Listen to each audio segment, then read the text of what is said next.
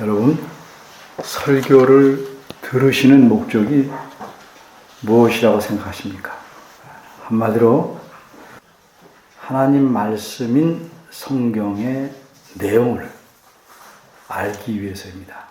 그러기에 성경에 기록된 하나님 말씀 그 자체를 바로 알고 깨닫는 것보다 자기 유익을 얻거나 호기심을 풀기 위해서거나 감동이나 위로를 얻기 위해서 설교를 듣는다면 그 사람은 그런 목적을 어느 정도 이룰 수는 있겠지만 하나님께서 자신의 말씀인 성경을 통해 이루시려는 목적만은 이룰 수가 없습니다. 그러면 하나님께서 자기 말씀인 성경을 통해 의도하신 목적은 무엇입니까? 그것은 한마디로 자기 자녀인 우리로 그리스도를 닮게 하시는 것입니다. 그러기에 설교자와 설교를 듣는 사람들은 철저하게 하나님 말씀인 성경을 바로 이해하고 깨닫는 일에 집중해야 합니다. 그래서 설교자는 듣는 이들에게 인위적으로 감동을 주려 하거나 지적인 호기심을 채워주려거나 생활에 유익한 교양적인 강연 같은 것을 하려고 해서는 안 됩니다. 사람들은 자기 귀에 좋고 자기 생각하기에 바람직하면 좋은 설교라고 생각합니다. 좋은 강연은 될 수 있지만 좋은 설교는 될 수 없습니다.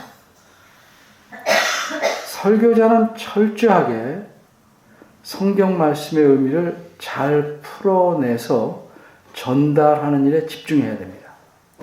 그렇게 하면 할수록 성경 말씀은 하나님 말씀으로서 살아 움직여서 우리들의 심령을 깨우치고 치료하고 위로해서 그리스도를 닮아가는 대로 인도해 갈 것입니다. 그리고 이렇게 하는 과정 속에서 성령 하나님께서 역사하시고 이것이 곧 성령 하나님의 중요한 사역 중에 하나입니다. 설교 시간마다 이러한 은혜가 있기를 바라면서 설교를 시작합니다. 우리가 배운 웨스트민스터 소요리문답에서 첫 번째 질문이 무엇인지 다들 기억하시죠? 무엇입니까? 그렇습니다. 사람의 제일 되는 목적이 무엇입니까? 하는 질문입니다. 그러면 그 대답은 무엇입니까? 그 대답은 무엇입니까? 사람의 제일 되는 목적은 하나님을 영화롭게 하는 것과 그를 영원토록 뭐하는 것? 즐거워하는 것이다. 이렇게 성경의 가르침을 문답식으로 잘 간추려 놓은 이 웨스트민스터 소요리 문답에서 잘 알 수 있듯이 우리 삶의 제일 되고 최고고 궁극적인 목적은 하나님을 영화롭게 하는 것. 바꿔 말해서 하나님께 영광을 돌리는 겁니다.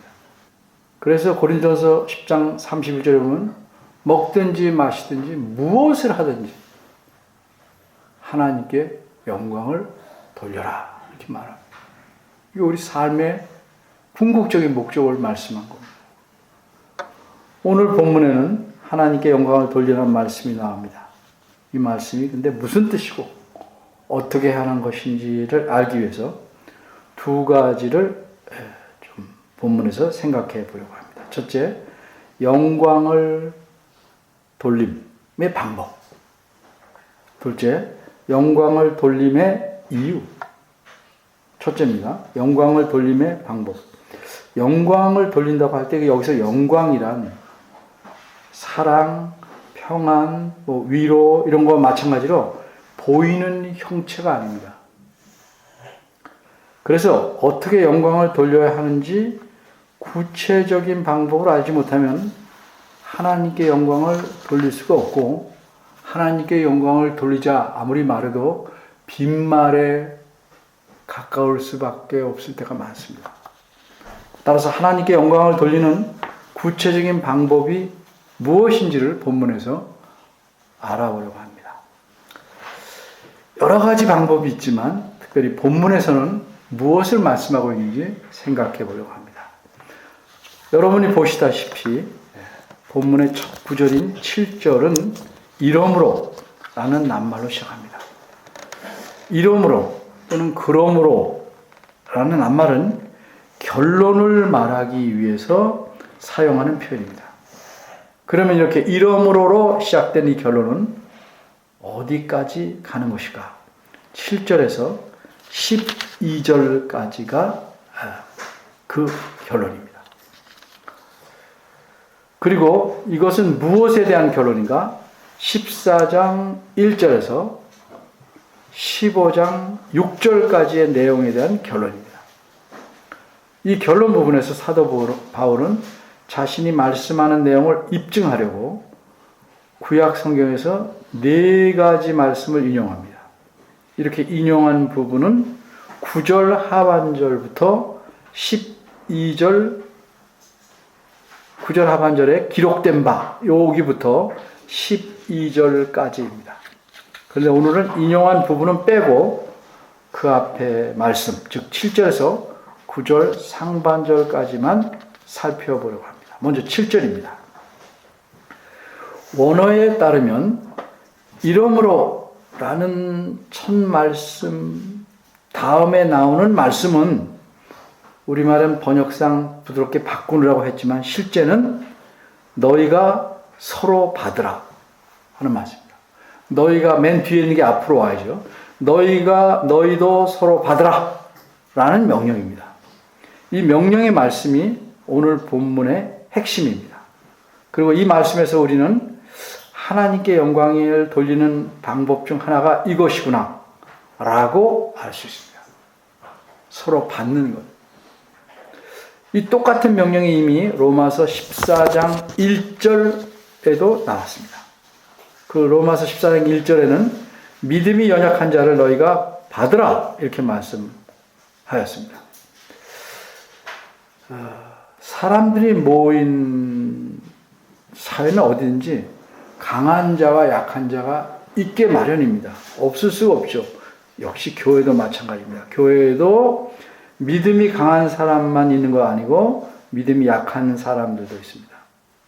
그렇기 때문에 강약의 차이가 생기니까 문제가 일어납니다. 어떤 문제가 일어납니까? 강한 자들이 약한 자를 누르거나 무시합니다. 약한 자들은 그런 강한 자들을 비난하고 원망합니다. 교회에서도 이런 일들이 일어날 수 있습니다.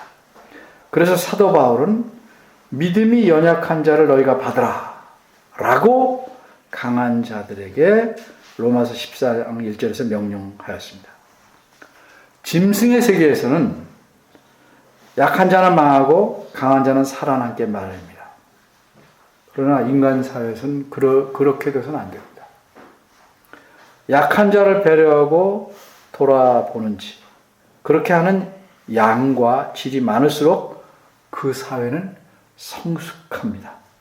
인간 사회라고 할지라도 약한 자에 대한 배려와 돌봄이 적으면 적을수록 그만큼 그 세계는 짐승의 세계에 가까울 수밖에 없습니다. 교회도 역시 마찬가지입니다. 그러면 어째서 교회에서는 강한 자가 약한 자를 받아야만 하는가? 그 이유를 로마서 14장 3절 하반절에서 이렇게 분명히 말씀합니다. 그 이는 하나님이 저를 약한 자를 받으셨기 때문이다. 아주 이유가 명쾌합니다. 하나님께서 약한 자를 받으셨기 때문에 강한 자는 마땅히 약한 자를 받아야만 한다는 뜻입니다. 엄밀히 말해 볼까요? 처음부터 믿음이 강한 자가 있었습니까? 없습니다. 하나님께서 믿음이 약한 자를 받아서 강하게 키워가시는 겁니다. 그런데 자신이 좀 믿음이 강해졌다고 나보다 약한 자를 무시하거나 내치는 것은 쉽게 말해서 올챙이적 생각 못하는 거예요.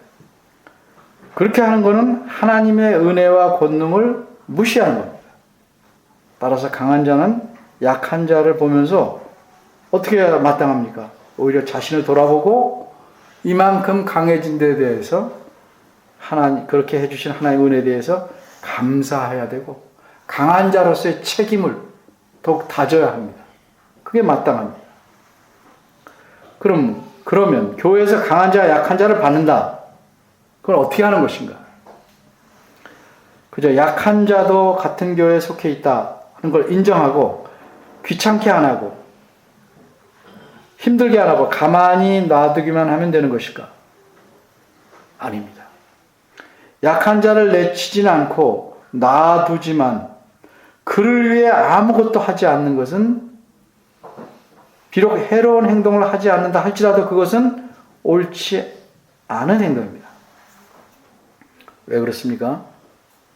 성경이 분명 말씀하시길 하나님 보시기에 선을 행할 줄 알면서 행하지 않았기 때문입니다. 이게 선이다를 알고 행하지 않는 것도 죄입니다. 강한 자가 그렇게 했기 때문에 옳지 않은 겁니다. 이것은 마치 휠체어를 타고 가다 넘어진 장애인을 보고 더 밀어서 넘어뜨리지 않고 그냥 혼자 알아서 일어나라 하고 내버려 두는 것과 같다 이 말이죠. 그러면 강한 자는 약한 자를 어떻게 받아야 하는가? 이 점에 대해서 로마서 15장 1, 2절에서 대답합니다. 한마디로 정리하면 강한 자는 그저 약한 자의 존재를 무시하지 않고 인정하는 정도가 아니라 적극적으로 도와서 약한 자의 유익과 기쁨을 도모해야 합니다. 어째서 그래야 합니까? 15장 3절이 그 이유를 말씀합니다. 왜냐하면 그리스도께서 자기를 기쁘게 하지 아니하셨기 때문이다. 그리스도께서는 약한 자들을 위해서 사셨습니다. 자신의 기쁨을 포기하고 오히려 비방까지 받아가시면서 적극적으로 약한 자들을 위해 사셨기 때문입니다. 우리가 그리스도를 닮아가는 사람이라면 그리스도께서 살아가신 원리대로 살아야 마땅한 겁니다. 근데 문제가 있어요.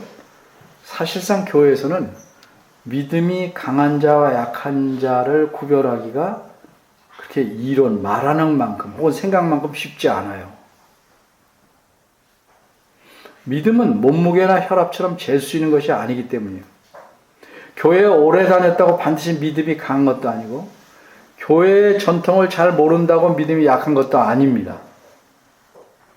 믿음의 약함과 강함을 구별할 수 있는 합당한 기준은 하나님 말씀에 대한 실제적인 이해와 순종이 어느 정도인가에 따라 잴 수 있는 것인데, 근데 그것도 어떤 구체적인 일에 부딪혀 보기 전에는 실제로 그 사람의 이해와 깊이를 알 수가 어렵기 때문이죠. 게다가 강한 자라고 할지라도 믿음을 발휘해야 될 어떤 영역에서는 약하고, 약한 자라 할지라도 어떤 영역에서는 좀 더 강할 수도 있기 때문이에요. 그래서 강한 자와 약한 자를 이렇게 쉽게 구별하기 힘들어요. 그러면 결론은 어떻게 나와야 바람직하겠어요? 그래서 7절은 이렇게 말씀해요. 이러므로 너희가 서로 받으라. 서로. 상대방이 약한 면도 있고 강한 면도 있고 우리가 서로 잘 받으라. 서로가 상대방의 약점을 돕고 서로를 세우기 위해 힘써야 한다. 그런 의미의 명령입니다. 둘째, 영광을 돌림의 이유. 7절은 그 이하도 마찬가지지만 교회 전체에게 하시는 말씀입니다. 교회에 속한 자로서 그리스도인은 누구든지 강한 자든 약한 자든 서로를 받아들여야 합니다. 받아야 합니다. 무슨 말이냐면 서로를 돕고 세워가야 한다는 말이죠. 그리고 서로의 유익과 기쁨을 도모해야 됩니다. 그 가운데서 자기 희생이 있을 수밖에 없죠. 그런데 어째서 이렇게 쉽지 않은 일을 해야 하는가? 어째서 이렇게 서로를 받아들여야 하는가? 바꿔 말해서 우리는 어째서 우리가 서로 받아들임으로써 하나님께 영광을 돌려야 하는가? 하는 말씀입니다. 이에 대한 분명한 이유는 7절에 나와 있어요. 우리말 성경에는 앞쪽에 나와 있습니다만 7절. 한마디로 그 이유는 그리스도께서 우리를 받으셨기 때문이다. 아주 답은 간단하죠. 이유가 그리스도께서 우리를 어떻게 받으셨어요? 그리스도는 자기 생명을 내놓으시고 죽으셔서 우리를 받아들이셨어요. 이 생명의 대가로 우리 모두, 즉 이 세상의 모든 그리스도인은 하나님의 자녀가 되었어요. 이렇게 우리를 하나님의 자녀로 그래서 하나님께서 받아들이셨어요.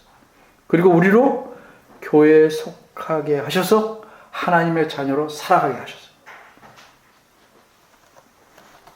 그런데 그리스도께서는 어떤 목적으로 자기 생명을 바치시면서 우리를 받아들이는 일을 하셨는가? 7절 상반절을 원문에 따라 직역하면 그렇습니다. 또한 그리스도께서 하나님의 영광을 위하여, 우리말은 영광을 돌리심 이렇게 말했는데 실제는 하나님의 영광을 위하여 우리를 받으신 것과 같이 너희도 서로 받으라. 그리스도께서 하나님의 영광을 위하여 우리를 받으신 것 같이, 이 말씀에서 우리는 뭘 알 수 있어요? 그리스도께서 우리를 받아시는 목적이 뭔지 알 수 있어요. 그것이 한마디로 하나님의 영광을 위해서입니다. 마찬가지로 우리가 서로 받는 것은 서로의 기쁨과 유익을 도모하는 것이지만 거기서 그치는 게 아니고 그것이 곧 하나님의 영광을 위한 거예요.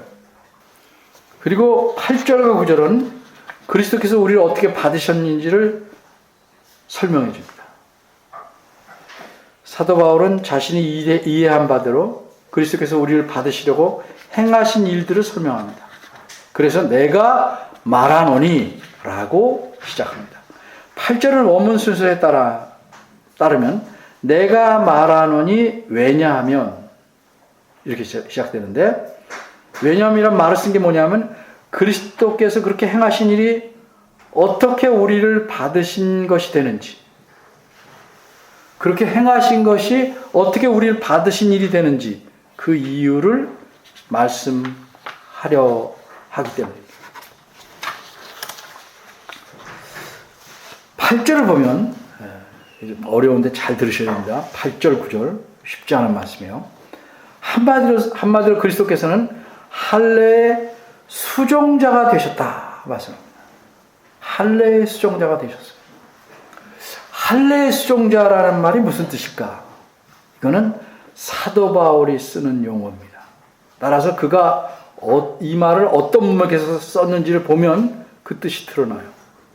로마서 3장 30절 보면 사도 바울이 이렇게 말씀해요. 할례자도 믿음으로 말미암아 또는 무할례자도 믿음으로 말미암아, 할례자든 무할례든 다 믿음으로 말미암아 의롭다 하시는데, 그렇게 하실 하나님은 한 분이십니다. 여기서 사도 바울은 사람 전체를 둘로 구분했어요. 할례자와 무할례자, 즉 할례 받은 자와 할례 받지 않은 자. 그럼 할례자는 누구고 할례 받지 않은 자는 누구를 가리키는 것일까? 이게 30절 말씀이니까 28절, 29절을 보면 알 수 있겠죠? 제가 읽겠습니다. 그러므로 사람이 의롭다 하심을 얻는 것은 율법의 행위에 있지 않고 믿음으로 되는 줄 우리가 인정하노라. 하나님은 홀로 유대인의 하나님뿐이시냐? 또 이방인 하나님은 아니시냐? 진실로 이방인의 하나님도 되시니라. 그리고 이어서 뭐라고 그러냐면 30절에 다시 했습니다. 할례자도 믿음으로 말미암아 또는 무할례자도 믿음으로 말미암아 의롭다 하실 하나님은 한 분이라.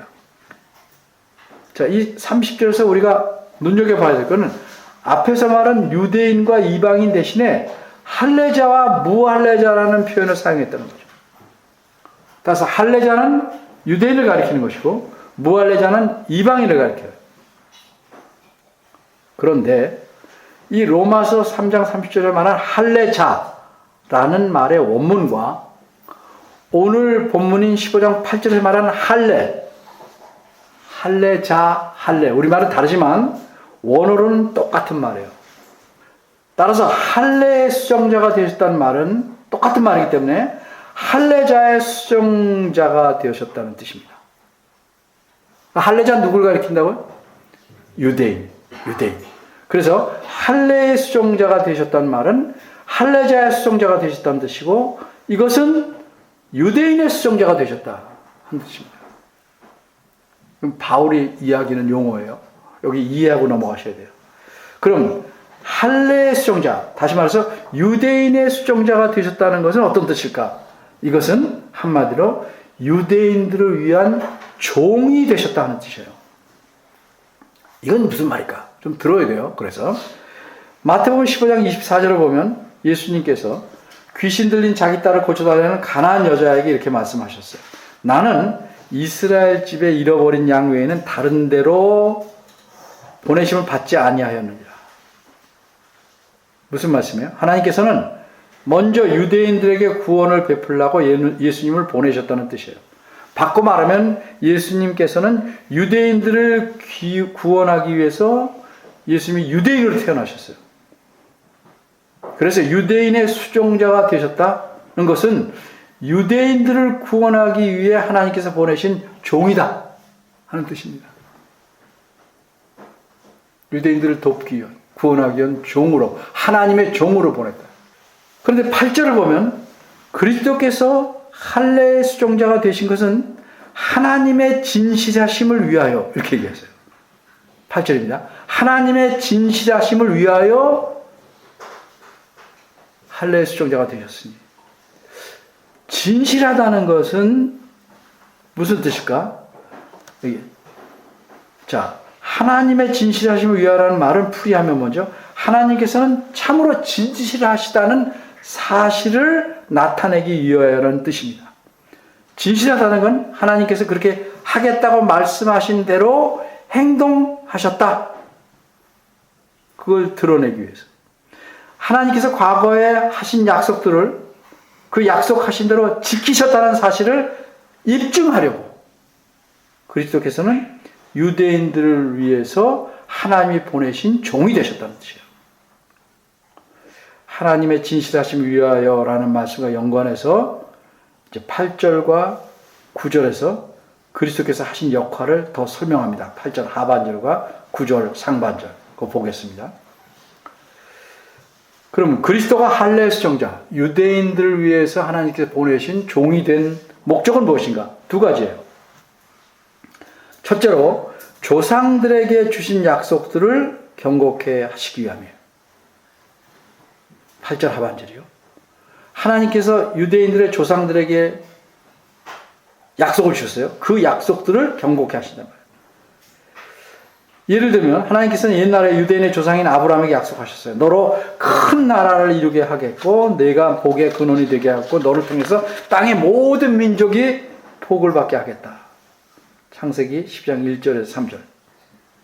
이처럼 아브라함에게 약속하신 것을 온전히 이루시려면 결국은 유대인들에게 하나님께서 계획하신 구원을 주셔야 합니다.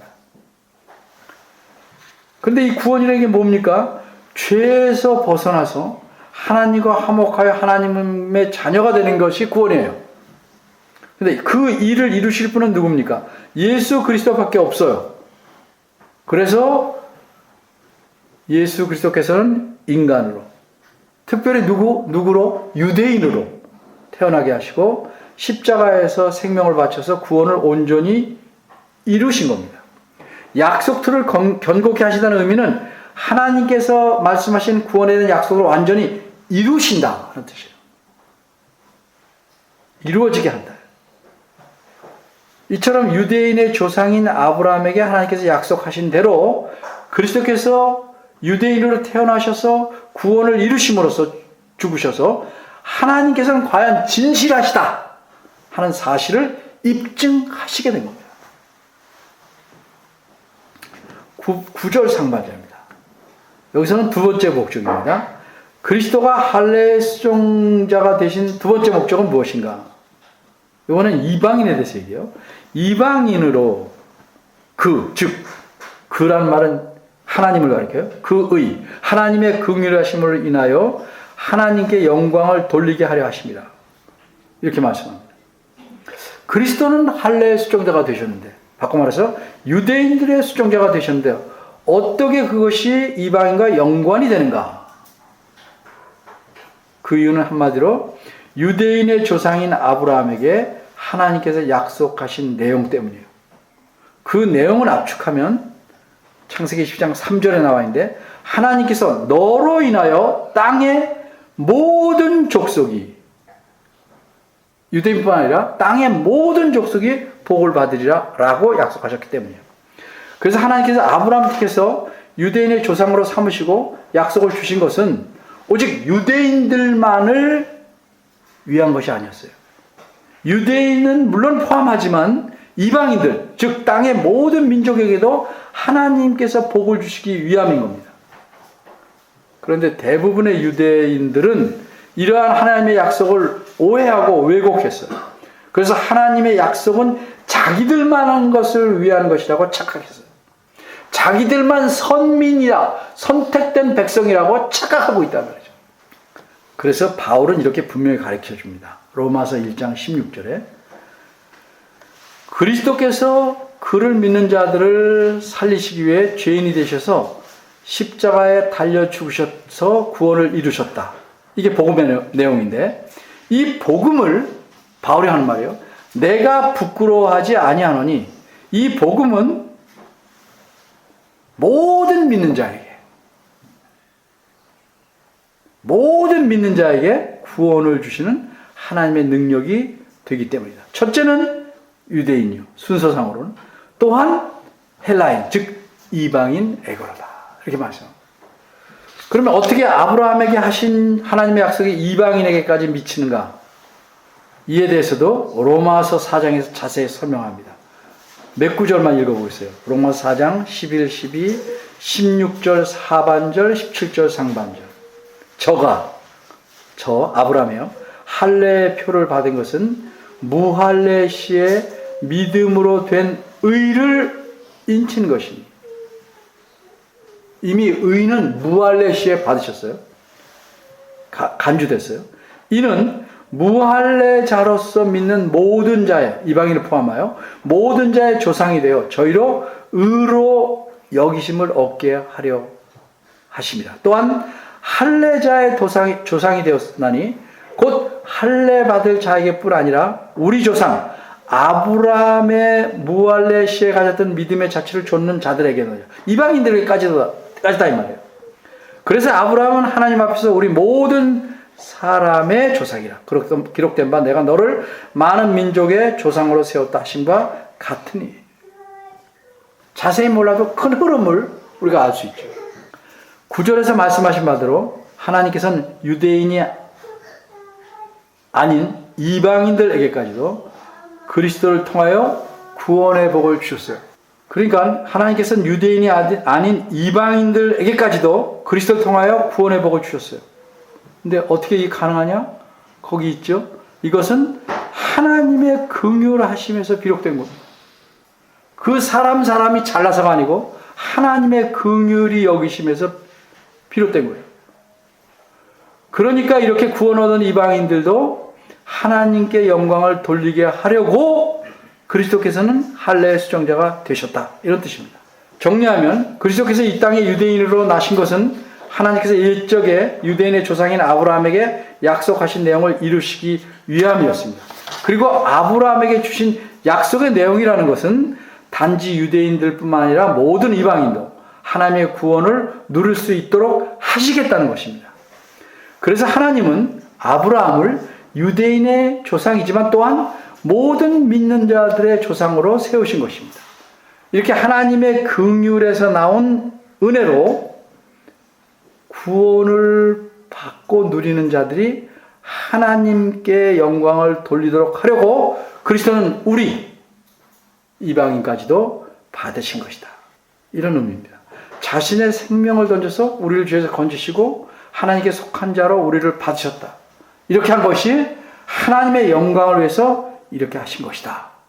이게 우리가 서로 받아야 될 근거요 이유로 제시하거든요. 자, 간추립니다. 오늘 본문은 특별히 우리가 교회로서 어떻게 하나님께 영광을 돌릴 수 있는가에 대해 중요한 가르침을 줍니다.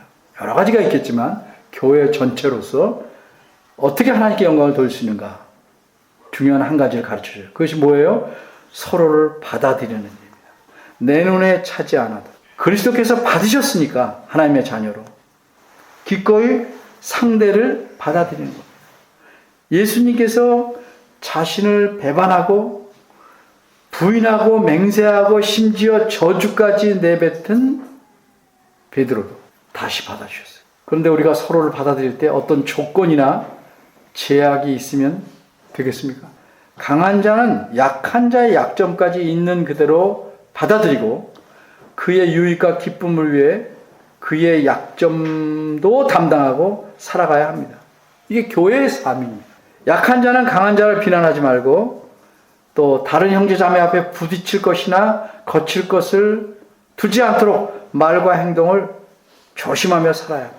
그런데 이 모든 일에 우리는 부족합니다.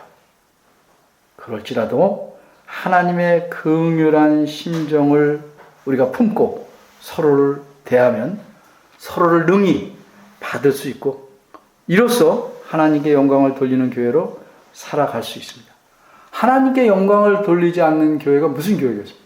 우리 모두 서로를 받음으로써 하나님께 영광을 돌리는 교회를 이루어 가시기를 간절히 바랍니다. 기도하겠습니다. 은혜로우신 하나님, 우리의 허물과 죄, 모든 것을 그리스도를 통하여 씻어내시고 부족한 그대로 저희를 받아주셨습니다.